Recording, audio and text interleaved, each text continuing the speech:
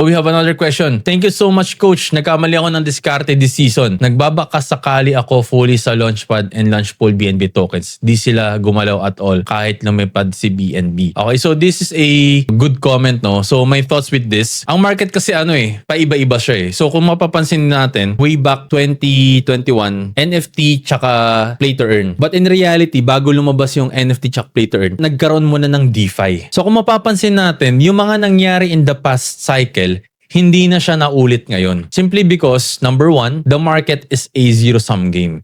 Yung iba dito, nasunog na. Of course, yung iba, gumove up na rin. And pag nasunog, gumove up na, hindi na nila babalikan yung nakasanayan nila. Kasi ikaw, sipin mo, nasunog ka ng pera, ulitin mo ba yung mistake na yun? Definitely hindi na. And more likely, that's the narrative na nakikita ko kung bakit ganun yung nangyari sa Launchpool and Launchpad tokens. So, on a trading strategy perspective, kumbaga yung strategy, gamit na. Kaya hindi sila pumutok. So, yung mata ng mga tao, nasa iba na. So, kaya kahit lumipad si BNB, hindi sumaba yung Launchpad and yung Launchpool tokens. So this is why sinasabi natin the market is an ever-evolving or ever-changing market. So that's why we always have to adapt. And even with trading, nag-a-adapt din po tayo. So from bearish, ang mahirap i-adapt dyan, paano mo aalisin yung mindset na bearish ka papuntang bullish. So from bullish, challenge din, ganun din. Paano mo aalisin yung mindset na bearish na tapos stuck ka pa rin dun sa bullish? It's always learning how to adapt.